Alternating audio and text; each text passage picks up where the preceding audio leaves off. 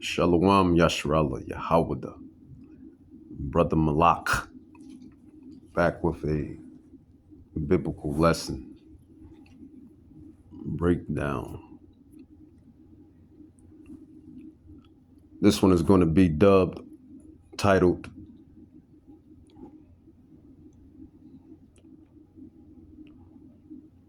Yahawah, Yahawah,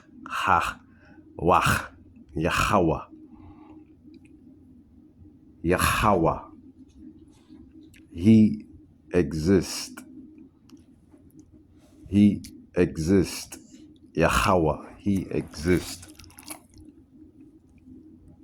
All of you scoffers and mockers, 2/3 heathens, all will be screaming and crying in that day. All of you mockers and scoffers will be screaming and crying in that day. And that day is the day of Yahawah's judgment, according to 2nd Esdras 9.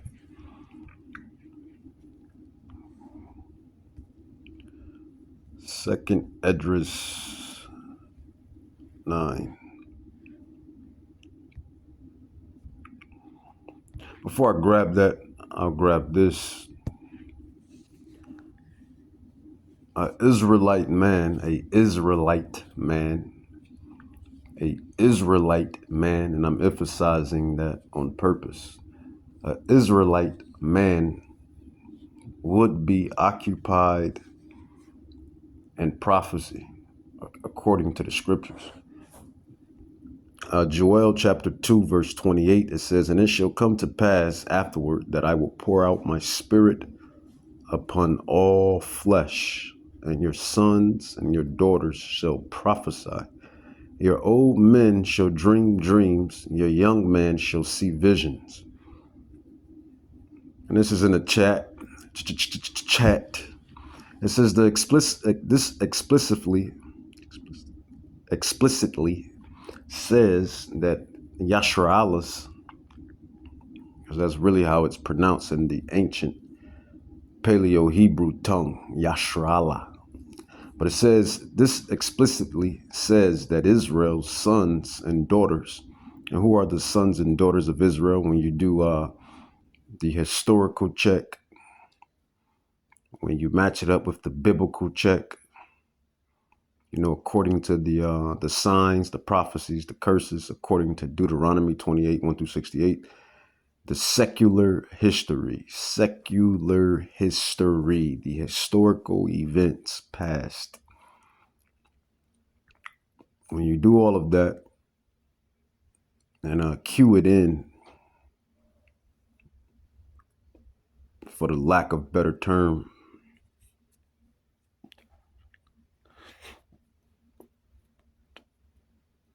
or terms, however you want to put it, say it. When you cue it all in, you come to realize that the so-called blacks, Hispanics, Native Indians, black and brown tribes of the earth, of the four corners, whose fathers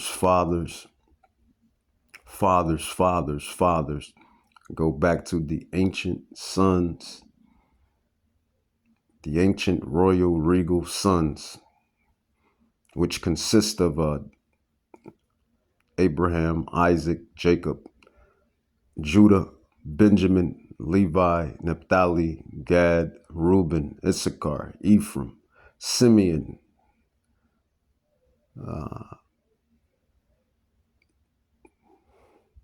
who else? Zebulun, all of the 12 sons, which started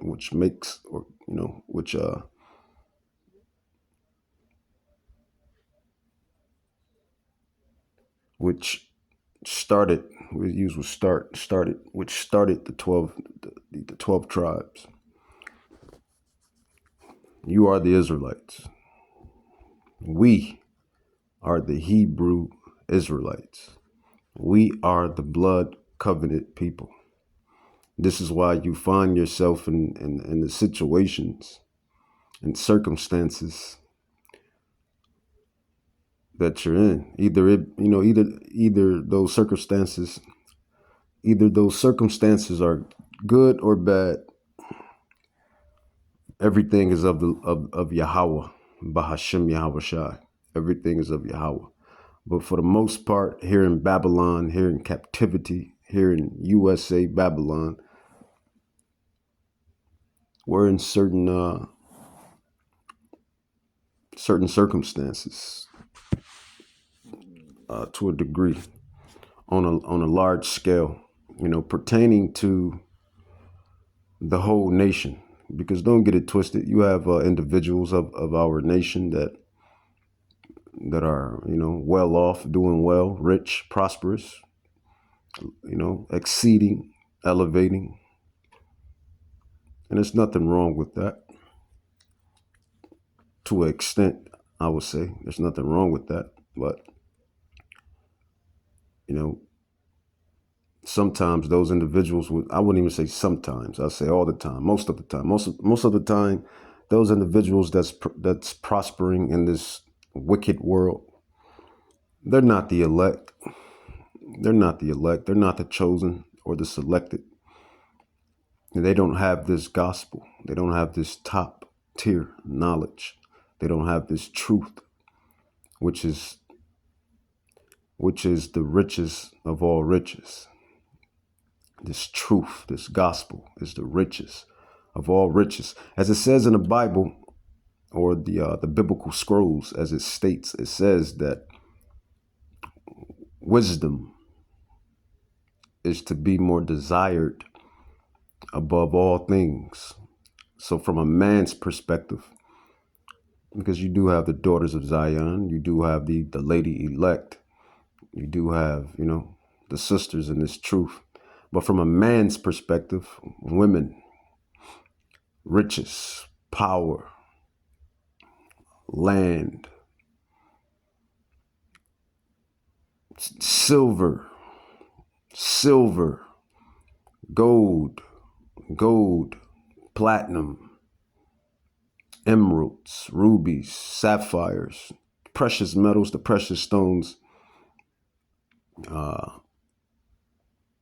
the fatness of the earth, the lands, crops, farms, etc. Anything that can be desired in this world, fame, clout, status, anything that can be desired in this temporary wicked world, as one of the elders put it. I like the way he came up with that, so I kind of use that some of the times.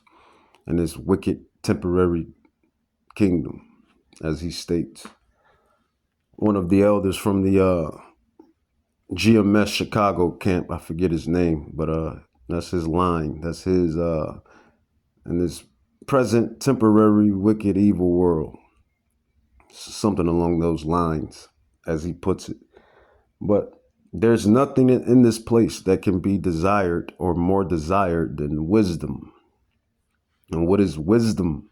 Wisdom is the fear of the greatest one in existence. A healthy, honorable fear of the greatest one in existence. And that is Yahawah, the Ancient of Days. So let's go down to Numbers 11:29. It says, and Moses said unto him, envious thou for my sake with Yahawah that all the Lord's people were prophets, and that Yahawah will put his spirit upon them. Chat. It says Moses expresses the desire that all Israelites would be moved by prophecy. And right now, to fast forward that to this time, in this era, in this generation, you have the elect, which always been the elect in all of the previous generations. But we would be the prophets of now, the prophets of the modern prophets. Really, when you really break it down and go into these prophecies, we come back in our lots. We come back in our lots. Regeneration, regeneration, reincarnation. Amos 3:7, it says, surely Yahawah will do nothing, but he reveals his secret unto his servants, the prophets. And I'm kind of like going into another thing right now. I'm not really on the topic per se, but I'm going to jump back to the main topic, which is Yahawah, he exists. You scoffers and mockers, 2/3 and heathens will be crying and pleading in that day. And what is that day? That day is the day of judgment, the most horrible day that shall come upon the earth. It's basically the day when the greatest in existence, Yahawah, just says, hold my beer. You know, that's a saying in the world, hold my beer. And you go ahead and do your action. Go ahead and take care of business. You know, that great and horrible day of judgment. That's the day when Yahawah says, hold my beer, and he takes action. Really, Yahawah, the Father, is not even going to take the action. It's really his son, Yahawah Shai, Yahawah Shai, Yahawah Shai, HaMashiach, Yahawah Shai HaMashiach, in the ancient Paleo-Hebrew tongue. That's the day, because really Yahawah Shai is the one that's going to say, hold my beer. Or more accurately and more sophisticatedly, if that's a word, sophisticatedly, probably not a word, but who cares, right? I made the word up. I'm gonna make the word up. Sophisticatedly. That's how all languages is made, right? Somebody makes up the language, but more. It's not a word though. More sophisticatedly, but I'm dubbing it a word. I created it.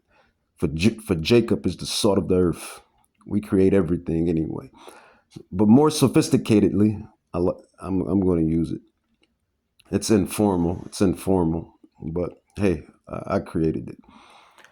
More sophisticatedly, Yahawah Shai will say, hold my wine.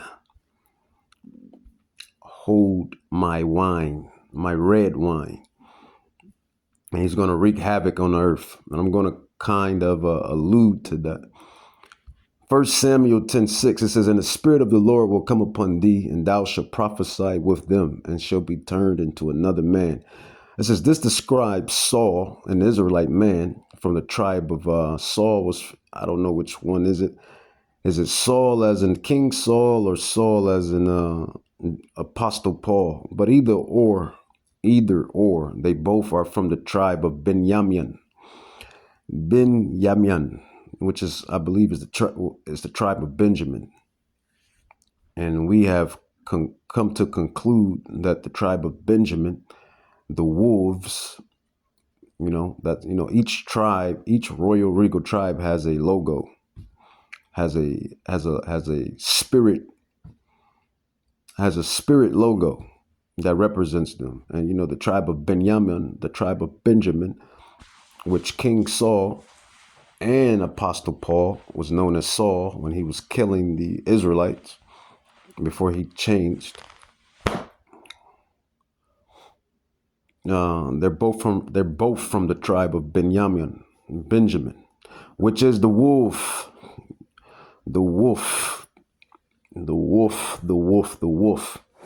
But I digress. It says, this describes Saul, an Israelite man, being filled with the Spirit and prophesying. So a righteous man would be occupied in prophecy. That's pretty much my point of bringing those scriptures, those scrolls out. And Sirach says this as well. Sirach says a righteous man will be occupied in prophecy. A righteous man, not just any righteous man, but the elect righteous man, the Israelite man. Because this thing is about the Israelites. It's really about the Israelites. A righteous man would A righteous Israelite man would be occupied in prophecy. A righteous man would be occupied in prophecy. That's in the Apocrypha. And they took that out, the Bible, and the Apocrypha is the Bible.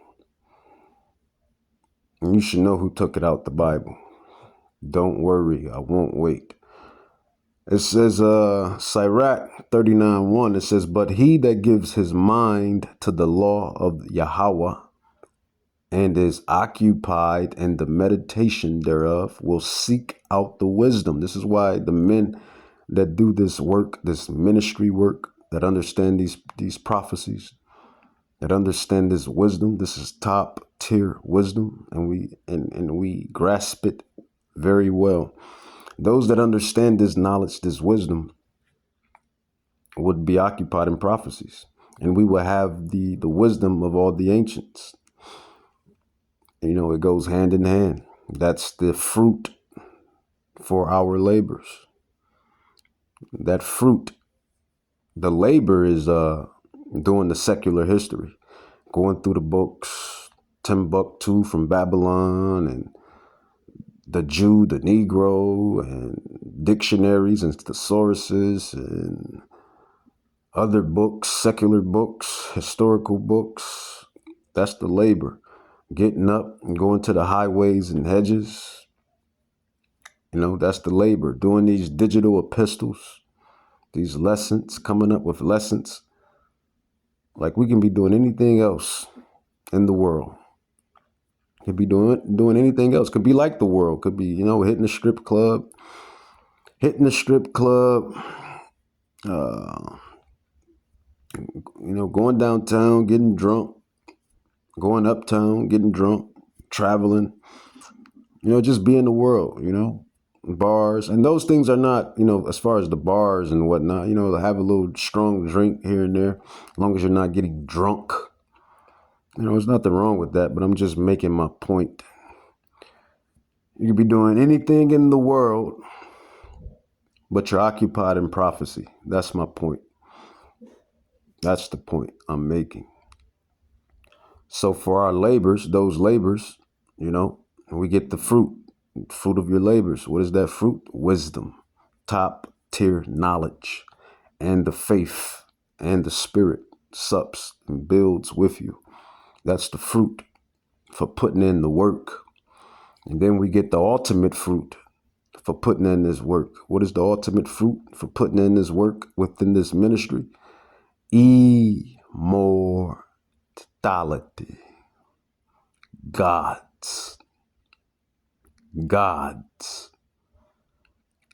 To return to God's status once again. Immortality. And that's what this devil is trying to accomplish with artificial intelligence and AI and the mark of the beast soon to be. You know, with this radio frequency ID chip. This is what this devil wants to accomplish. He knows that the Israelites, he knows that the Jacobites, the Israelites, will be gods amongst mortals. True immortality. And that's really what this devil is trying to accomplish. Forever rulership and immortality. But see, oh, evil E, as I call him, the antagonist of this movie, the antagonist. He's the antagonist. The antagonist of this movie. See, immortality and rulership forevermore was not promised unto thee. That was promised unto the Jacobites. Jacob, the Israelites, you so-called Hispanics, Native Indians, and blacks, African Americans, Jamaicans, Haitians, Mexicans, Puerto Ricans, Dominicans, Colombians, Venezuelans, Guatemalans, wherever the Israelites are scattered, those promises are given unto thee. And I'm not even on the main topic, but I'm just flowing with the spirit, flowing in the wind on this on another topic, obviously. But let's jump to the main topic of the lesson, which is Yahawah He Exist. And you scoffers and mockers, 2/3 of you Israelites. When we say 2/3, we're talking about the Israelites, those that don't give a damn about this precious truth, this gospel, this ministry, the spiritual things. And then you heathens who have conspired against Yasharallah, who have conspired against Yahawah.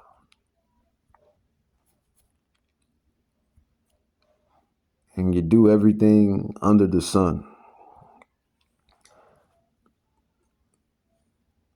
Judgment will be brought on all of you.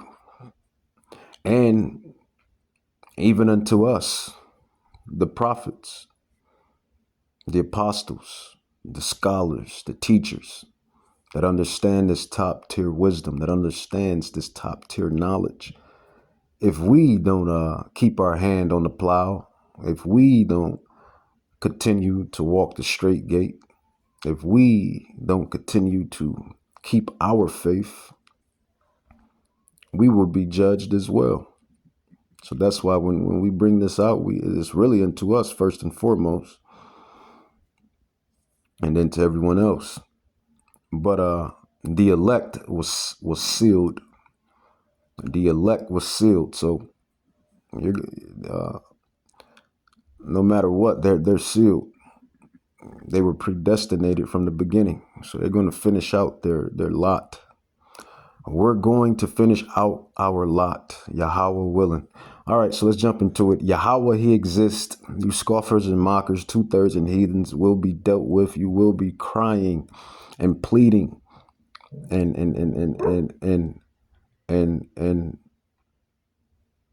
just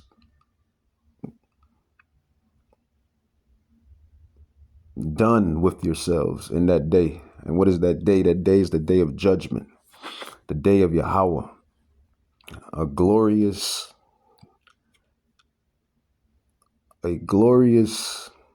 but intenseful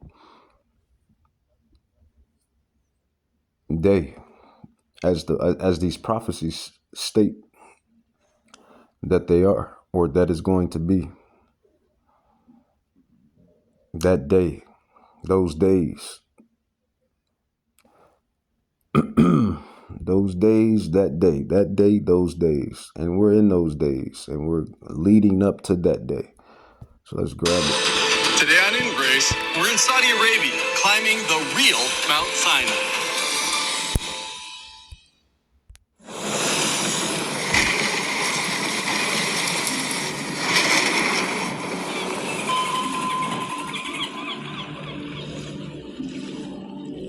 Freed by mega as a nation.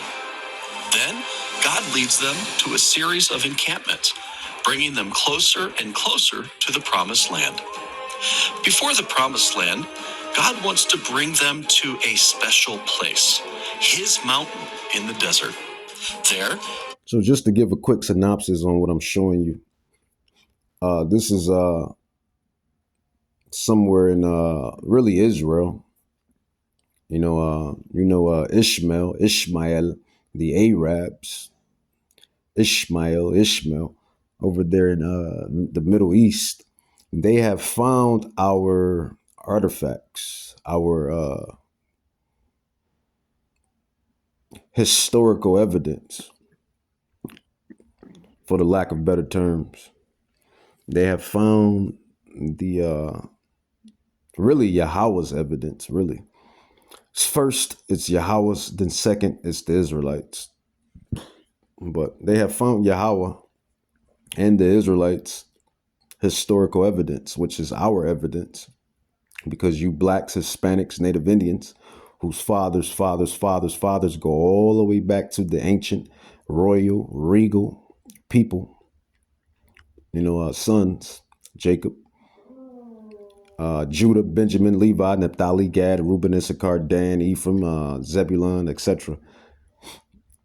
Because we are the Israelites by biblical prophecy, by historical prophecy, and by just matching up all of the curses and the prophecies. You just can't make it up. You just can't make this stuff up. It just fits. It fits like a hand in a glove. It just fits. But they have found the historical evidence that was left over there in Israel, which is now the Middle East, and which is now occupied by the Ishmaelites, Ishmael, the Arabs, and they have blocked it off. The mountain, the mountain of Horeb, the Mount of Sinai, a plethora of things they have found, which proves that Yahawah exists. Yahawah, He exists. You scoffers and mockers will be dealt with in that day. And what is that day? That day is the day of judgment. I always say this in these lessons, man. I don't care about your feelings. Neither does Yahawah care about your feelings. Your status, your riches, your glory, your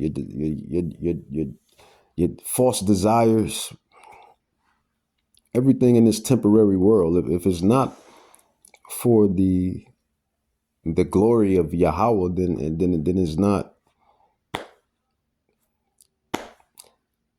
it's not efficient. Basically, it's not efficient.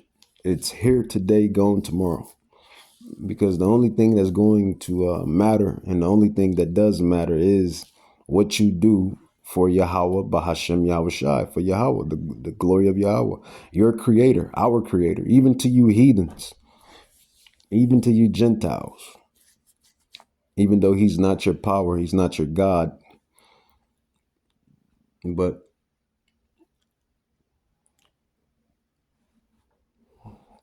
everything under the sun, including the sun, is His. So if you're not working towards Him, giving Him glory, honor, and praise, the true God, the true power, Yahawah, He exists, then it's worthless. And like I said in previous lessons, there will be heathens, Gentiles. The Gentile nations will be in the kingdom of heaven. Somebody has to build it up. The Gentile nations will cleave unto the house of Judah and Israel, and they will be salvaged to build up the kingdom. Thus says the biblical prophecies. But I digress. Let's get back to the main topic. They'll receive the law and set up the tabernacle. Today, we're going to search for and hopefully ascend what is possibly the real Mount Sinai. Before that, we're going to explore a sarcophagus niches, and it's like a 2-room tomb with a small room in the back for maybe the patriarch. And then as you stand here looking out, you can see the oasis. That's an amazing view. You see the green oasis against the harsh desert. In the background, you see Mount Sinai and the Jebel Allah's range. Yeah, so from the tomb called the Tombs of Jethro, you see the oasis, which it's called Midian, the town of Midian, the area of Midian, and the well of Moses, still called the well of Moses, on their signage today. It's just so many connection points. It's amazing. Amazing. You could imagine the Midianites living here. And every night when the Israelites were encamped at Mount Sinai, the fire of God's on that mountain. So from this side of the mountain range, you could see Mount Sinai on fire. No kidding. That must have been spectacular. Or frightening.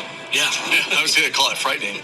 Because that was like thunderings, shakings, lightnings, It was, and certainly they would have still been experiencing that noise from way over here. That was burning, but was not consumed. These, there's a lot of brush out here. Yeah. So in the story, he's with Jethro's sheep. So we're on the west side of the mountain range, near the traditional home of Jethro. How far from where we're standing? Yet you have people in the world that says that Yahawah does not exist. Yet you have people in the world that say that the Bible is a book of fairy tales.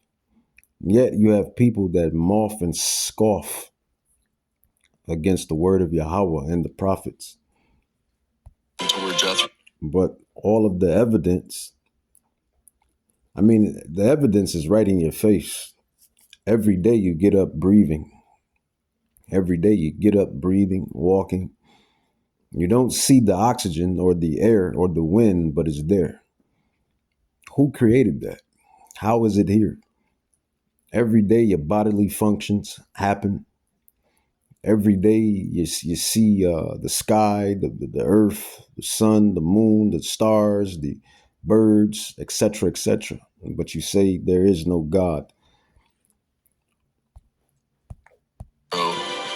Or Yahawah, rather. You say there is no Yahawah. Yahawah in the ancient Paleo-Hebrew tongue, which means he exists. And that's the whole point of this lesson. Less than 20 miles. Yeah. So we're very close, like a day's journey. Certainly would have been where a grazing area. In fact, we've met shepherds out here with their goats and sheep. Interesting. And so he saw the burning bush. It says that was his first encounter with God on the mountain. They called it the mountain of God. Okay. That's how he identified Mount Sinai. And both of these individuals inside this little documentary, one looks like he's from the nation of Edom to the left, and then it's kind of up in the air with this one on the right. I really can't pinpoint him, but I'm probably going to say he's from the nation of Edom as well. So we have both. Salak, we have both of these guys, rather. Salakia. Both of these guys are, they both seem to be Edomites. Edomites. Saw the burning bush on it. And so that's the first reference we've had to Mount Horeb, Mount Sinai, the mountain of God. Yes. There in Exodus. And he sees a bush on fire, not consumed. Let's get to it. Let's move it up. It won't burn down the whole desert. I remember after that first Pomp episode, I remember coming back, we're in Miami. I went back home. Woke my wife up and I said, babe. YouTube was so great when there wasn't no commercials, but everybody wants their dollar, right? Everybody wants that dollar. On this holy ground, God told Moses that he would free his people. Now, Moses is leading the people back to his holy ground to meet. When really, you should be wanting Yahawah, you Israelites. And until you cleaving Gentiles, heathens. That's who you should be wanting. Yahawah Bahashem Yahweh Shai. Because he's the creator of everything. But people put, they do idolatry. And that's what that chip is going to be. When this devil breaks this financial system, this current financial system, he's going to transfer it to a more digital output, for the lack of better terms, or term, as far as output goes. But that's what's coming down the pike. That's what's coming. So yeah, the Lord himself.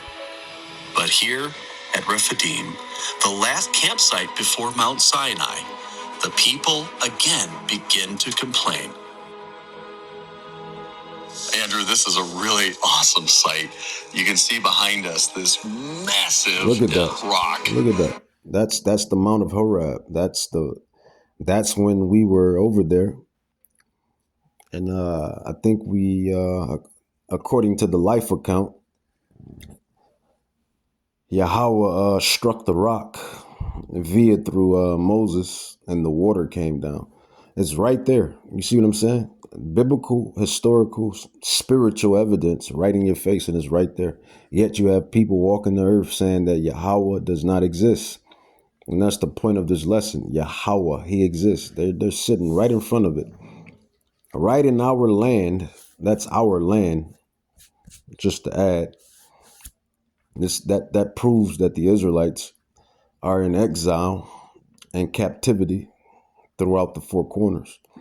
But we were once there, our ancestors, us, our ancestors. And then when you really have the spiritual eyesight, you know that we are our ancestors.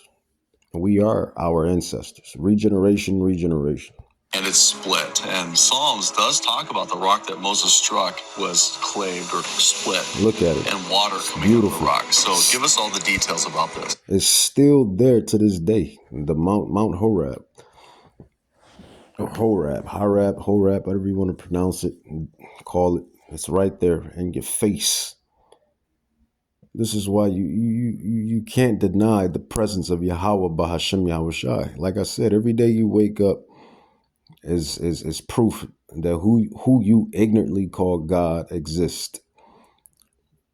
The pleasures that you enjoy, even to the pains that we that you don't enjoy or that we don't enjoy. The pains, the pleasures, the ups, the downs, the experiences, all of this is governed by Yahawah Bahashem Yahushai. Right there in the flesh, right there, they're right in front of it. The Mountain of Horeb, but the rock that Moses, was a black man. Sorry to kill your dreams. Sorry to kill your dreams. Moses was indeed a so-called black man. He would be a Haitian because he's from the tribe of Levi, the Levites. The Levites, the Levitical priests, they are the Haitians. The Judites, they are the Negroes, African Americans, Judah, and the tribes of the kings. Benjamites, Benjamin, they are the so-called Jamaicans. So we have matched up the secular via the Holy Spirit, the Rakak Kadash, and all of the rest of the tribes, the Puerto Ricans. You are the tribe of Ephraim. Puerto Ricans are the tribe of Ephraim. The Mexicans, we believe you are the tribe of Issachar, and so on and so forth. Well, so this is the area what would be Rephidim, and that was the last camping site before the Israelites camped in front of Mount Sinai. And so if you look at the geography of Midian, this is on the western side of the Mount Sinai range, the Jebel al-Lawz range, which is behind us. And on the eastern side is the big campground with the big plain, the cave of Elijah, the mountain that had the fire on it. And